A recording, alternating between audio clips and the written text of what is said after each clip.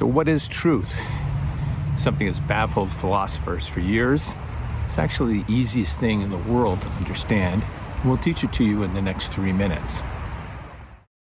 So here is the well-known exchange between Jesus and Pontius Pilate.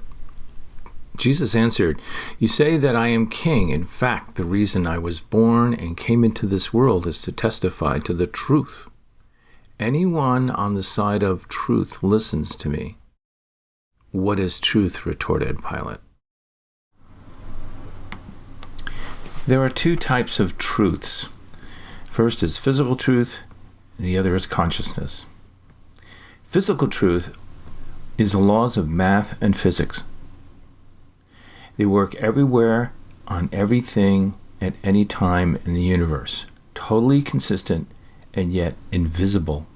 You can't see it, taste it, touch it, but you know the laws are there. We have faith that those laws are there because we see their outcomes. The second truth is non-physical. That's in our consciousness, inside of us, and that is love. Love is the invisible will to create. The holy will of love uses physical laws to create life. Think of it. You fall in love and you create a house, buy a car, and a life. We create with the same laws that the Creator does. Our will to create because we love to create. We create with the exact same laws that God does. This is what it's meant by we are created in the image of God. Now, think about what love does. Love creates houses, communities, families.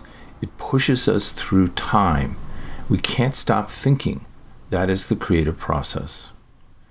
And we create because we must. Just as internal creation is a will to internally create out of love, we must create also out of love. We love to fly, so we create a plane. We love to get around town.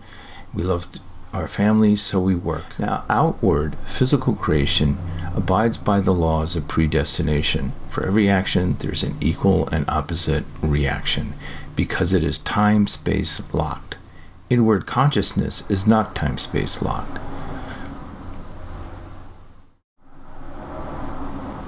Now I'll unravel the biblical piece.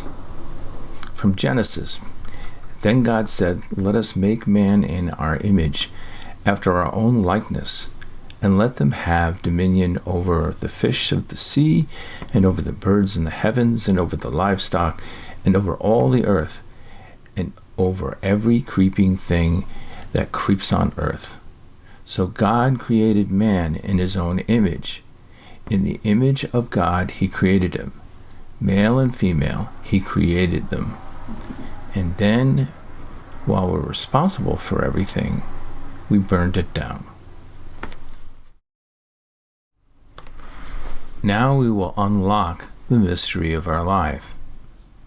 Our free wills that are not time-space locked will create the physical world, but it doesn't really create the physical world.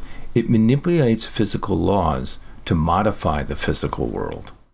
We don't have true creation power, but we certainly have modification power.